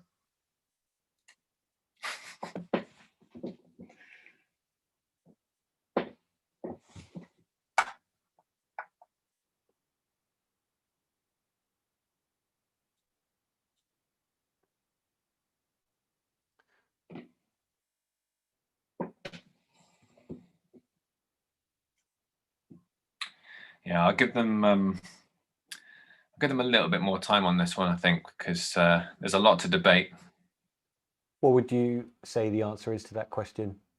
Would it be as high as 37%? Could be. Just in case someone has somehow found a way of listening into what the speaker is saying, then I'm not going to give anything away. But yeah, could be. Could be. It's vague enough.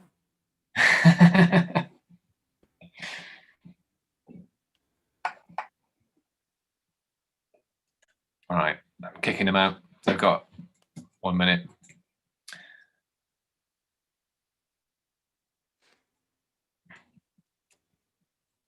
Did you come up with all of these questions yourself? Yeah, I did. Yeah, for some reason or another, every year I end up coming up with some kind of Christmas quiz, Christmas/tech quiz. Yeah.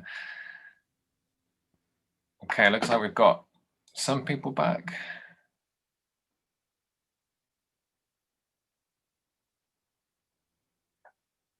We're still missing. Oh, yeah. Marco. Oh, there we go. Just need Lucas back now.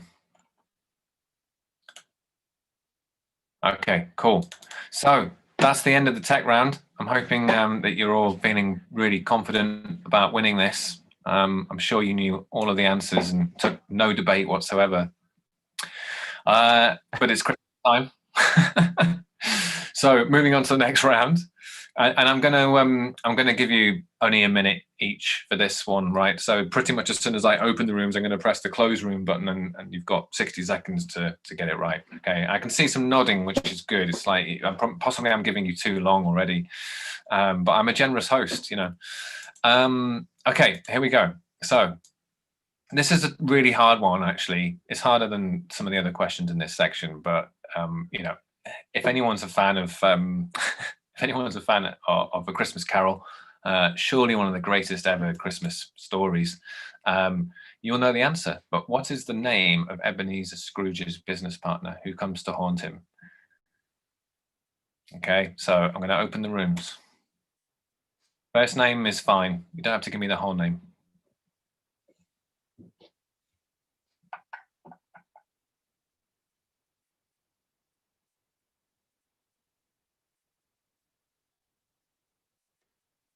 I'm refraining from Googling that.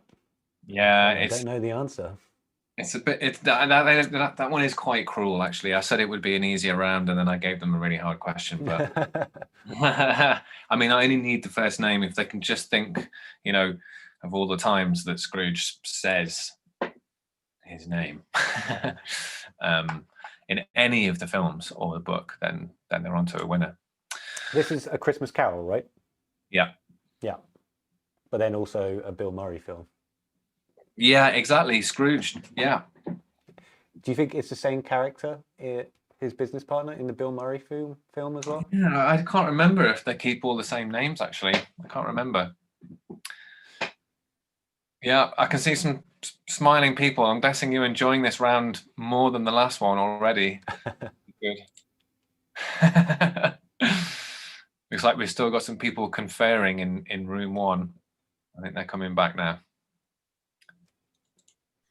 Okay. Do you guys always wait for us, or we are not the last for coming back?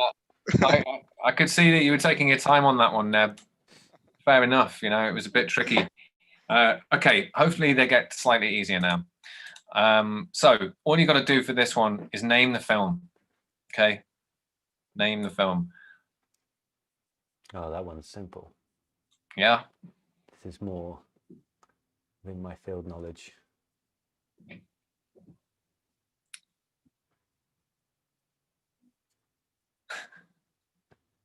We may not have even needed a breakout room for that one. Probably not.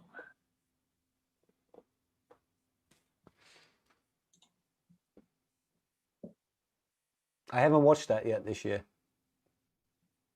Have you watched any Christmas films this year? Yeah, last week when we were running some meetups, we did Time to React and a UX event and also a data and agile event. And we did we did the teleparty screening after each one. So we screened Christmas Chronicles 2, the film Claws, and the new film Jingle Jangle. I watched Christmas Chronicles too. I was highly disappointed. I don't actually know anything about any Christmas Chronicles. What is this? Is this some? This is all what fantasy Netflix has thing? been putting out over recent years. So Right. Okay. I need Christmas to. Chronicles 1 is very good actually, but the second one was a very different kind of movie. So Yeah, I'll check out the first one then. I mean, you know, basically, if I see Eddie Murphy in a Christmas film, you know, Dan Aykroyd, that's how old I am. That's my era. that's peak Christmas film for you. I mean, Trading Places is just, you know, sublime cinema, Great right? film, yeah, excellent. Okay, good. Looks like we got everyone back. Hopefully that was easy. Question 3. So, remember these guys, these reindeer? So one of them's missing. So you've got Rudolph, Dasher, Dancer, Prancer, Vixen, Comet, Cupid, Donna, and who? So which reindeer out of that list is missing?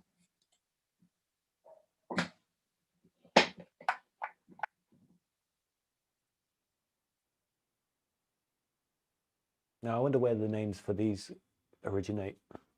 You know, Santa obviously didn't name them himself, did he? Or maybe he did. Yeah, I mean, I did put some. I did have a question about the origin of Santa, and that became so murky. It's like every yeah. you know, every culture in half the world has some kind of you know, generous bearded person who midwinter makes an appearance and does something that is part of this highly elaborate and confusing tradition. Yeah. But that's what guarantees that he's absolutely real, because you know he's just ubiquitous across all cultures. So yeah, you know you can't deny that. Exactly. I mean, I did actually have a question about, you know, it was about the era in which Santa went from being green to being red. But this was something to do with Turkey, was it? Yes.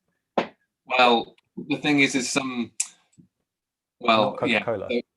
Yeah, I mean, when I Googled that, I got a lot of fact checkers beating up on that, saying that actually that's not right at all, that there's lots of evidence that he was red before that and they just cashed in on it.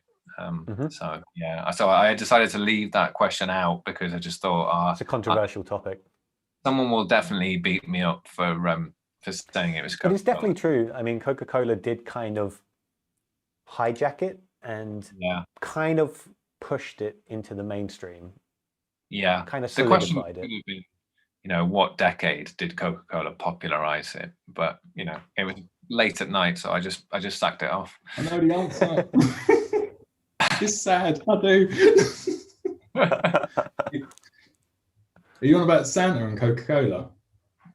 We was touching on the topic. Right, yeah. This isn't a real question now, is it? It was going to be. Oh, okay. It's the 1920s, wasn't it? That is correct, I think. Yeah. Yeah. See, if I'd asked, then you would have got it. It's so sad that I know this stuff. It's awesome. It's an awesome thing to know. From a deep well of knowledge. Maybe when pubs open, I should just become a quizmaster. Clearly, you know, it's probably not going to pay as well, but who cares? Are you in tier 3 in London now, or not yet? Yeah. Don't wait for the pubs to open. Just go for it. Just hang outside the pubs and do it. If anyone wants to meet questions at people and do a quiz. Just do a quiz in the street. Yeah. under an orange lamp. Okay, so question 4, penultimate question. And this hopefully is an easy one, even if you're not from the era when this song came out. Who sang the song Last Christmas? Okay, see you in 60 seconds.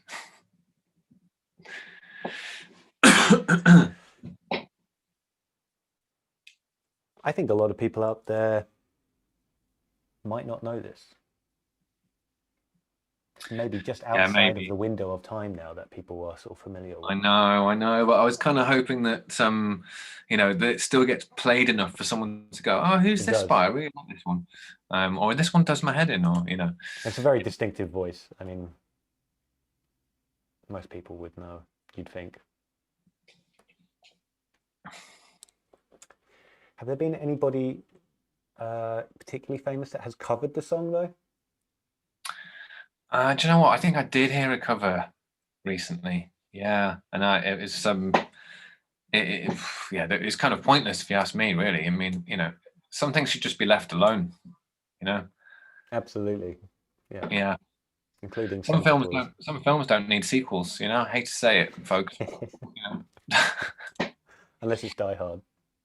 Well, Just yeah. Just keep going. Don't stop ever. I would have been happy with just one. I mean, that's a Christmassy film, is it not? The mistake is that they didn't make everyone set at Christmas.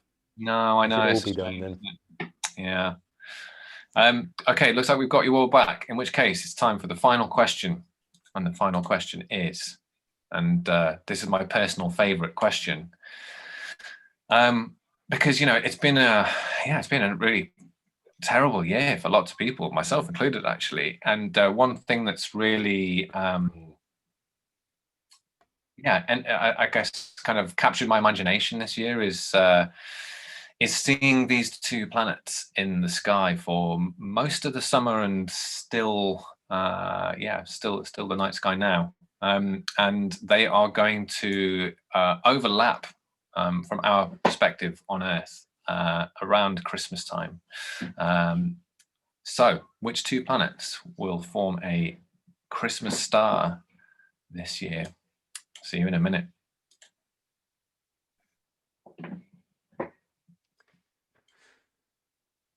So it's actually visible from Earth? Yeah, so both of them are visible, and have been touring the sky, and have been really, really bright, and it's to the point where they actually look like planets rather than stars, and they're going to align. Yeah, I saw Venus very clearly back in the summer.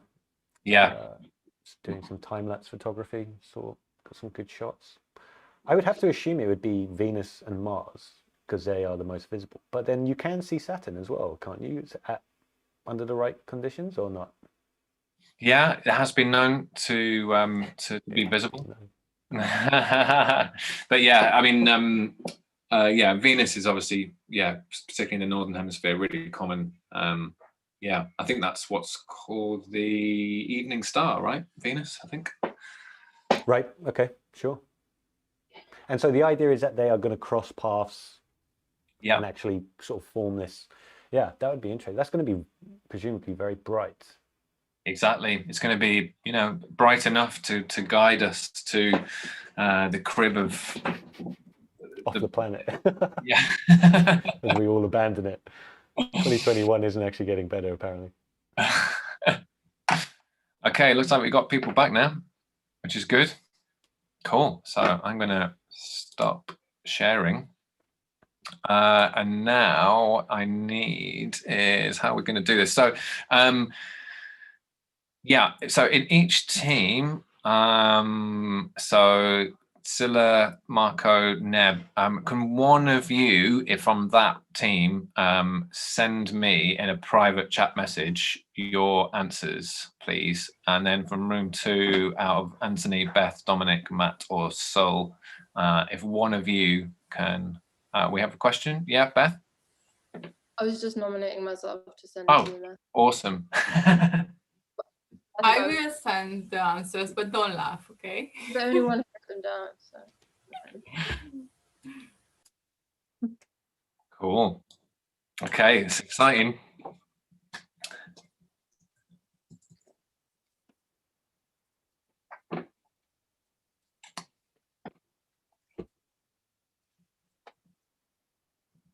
Oh, God.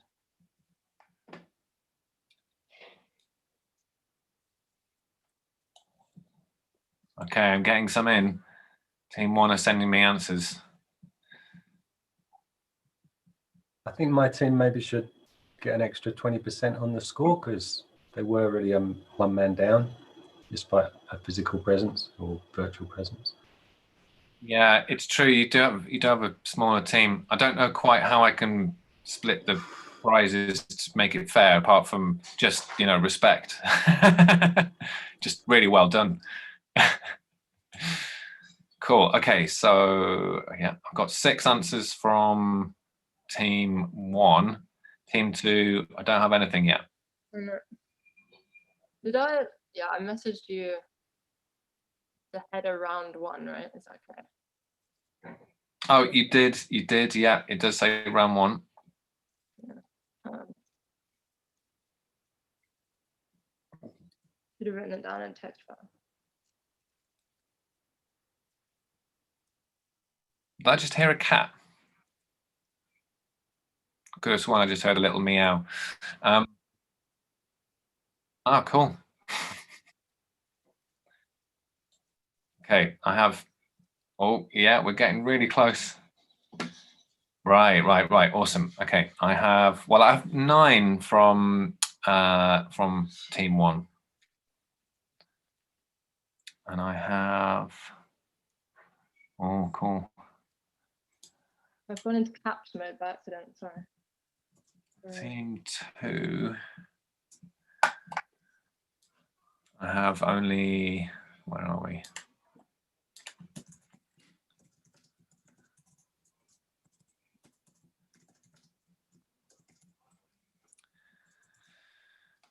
Make sure I've got this right. So team 2, that's you, isn't it, Beth? Yeah, wait. I'm sending you this.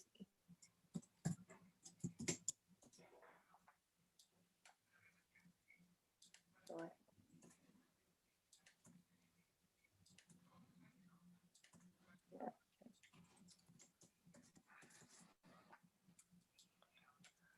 Okay, so team 1, you've sent me 9 answers. I seem to be. Oh, I see. Yeah, I've got the 10th now. Right. So bear with me a second while I compile them.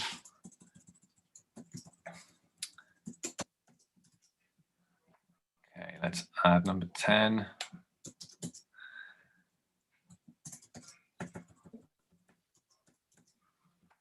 Right. Wow, we got some.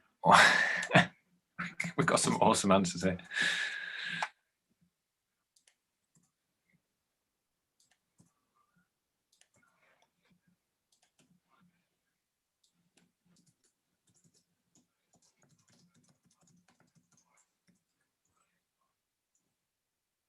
Okay, cool. So I can't tell you straight away who the winner is, but what I'll do, just so you are all, all put out of your misery in terms of the answers, is I'll read them out. Here. You are, everyone's a winner, right? And it was super fun. So, number of React downloads in one day, 2020, peaked at 9 million. I thought it was in the whole year, was the question. No, it was the peak number of downloads in a day. So if you go to NPM... Well, this is already falling apart. Yeah, sorry if it wasn't clear. I thought that... Oh, we did mention that, remember? I think he's gone. Is he just frozen? Run off no, he's just frozen. Okay. Am I back? Yeah, buckled under the pressure. Yeah. Basically, yeah, as soon as I'm criticized, my internet's just going to disappear. Should have bought better guitar. The one in the background's terrible. It's like boom. Oh, dear. Okay. Off now, I'm sorry. Right. Round 1, question 2. Most depended upon NPM package was Lodash.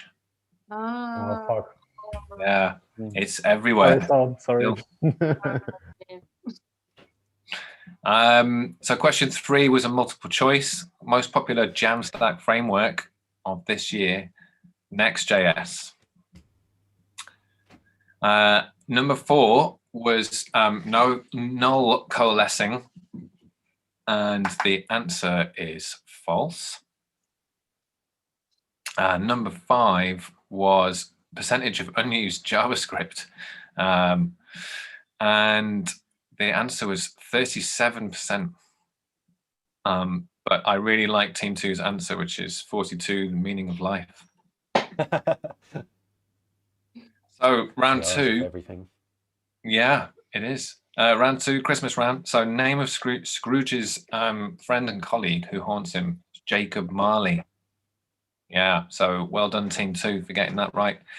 The film, name the film based on the image, was The Nightmare Before Christmas. But I really like Team 1's answer, which was Corpse Bride. Yes. But not the correct answer, unfortunately. Damn. Close enough, but not. I just liked the answer, really. Yeah, reindeer that was missing, which looks like both teams got right, was Blitzen. Who sang Last Christmas? So yeah, I think there's going to be some people kicking themselves here because yes, the answer is actually Wham.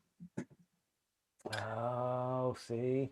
Yeah, I mean, I thought it was George Michael Wham, and essentially it is, but yeah, it was when he was in Wham. And then the Christmas star, which I hope you enjoyed. There's a question, is Jupiter and Saturn. So both teams got that right, which means both really special and read the news and are interested in astronomy, which is awesome. So let me just quickly allocate some marks, and then I'll tell you who the winner is. Oh, someone's put a letter for the multiple choice. So let me go back to the quiz. Does 47% or something? Right. Okay. Yeah, it was. These were the two multiple choice, weren't they? Yeah. Two. Right. Yeah. So it looks like you both went for the meaning of life number. What's that? Who's that from again? Is it Douglas Adams? Yeah. Good. So.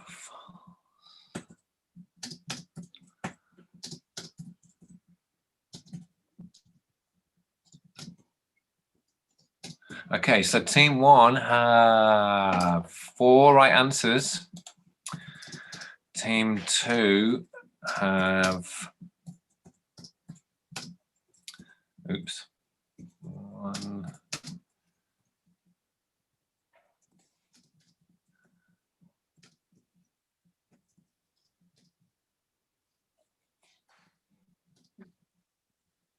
It's getting really tense now. Yeah. Team 2 have 6 right answers, so Team 2 win, and well done, Team 2. I know the numbers weren't entirely fair. Unfortunately, we had someone join room 1 who then just disappeared, didn't join you. Don't know what happened. Are you saying this was a rigged quiz? That was our plant. We actually arranged that. Team 2 sent someone in to leave. That was a good move. That was shrewd. Yeah, yeah. I'll have to watch out for you next time. Put you in your own room. Won't be the first time. I suppose we're all in that situation, really, aren't we? Yeah, that's true. Yeah. Oh dear. So yes, Team 2. If you would like to email me privately, your well, unless you want to share it with the other people on the call, I don't mind either way. But if you want to share your email addresses, then Alex and I can arrange for your prizes to be sent.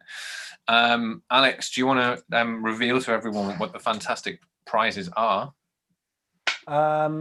Yeah, if you just message John, and then we'll sort that out. You can probably get me on LinkedIn, and then I will just send you guys a voucher for Amazon of some numerical value, £10 or so. Some split numerical between value. Random numerical value. No, we'll send a £10 Amazon voucher over. Wow. Amazing. Really, it's Christmas now. Christmas has come early. Exactly. You're welcome. Keep me out of it because I didn't contribute. He did. He was there for moral support. Yeah, more great moral support, man. That's what teamwork is. Split it around the team. Just leave me Essential out. part of a Yeah, team. £2. What can I do with that? Good stuff. Okay, I'm just going to make a note of everyone's email. Oh, I see. Yeah, Beth, you've sent it me twice because the first one was in uppercase and shouting your email. Anthony, I've already got your address, but let me just make a note that you are one of them. I think whilst So, you do that, Matt, I'll just sign off on the YouTube live Yeah. stream just to Thanks, Alex. wrap things up.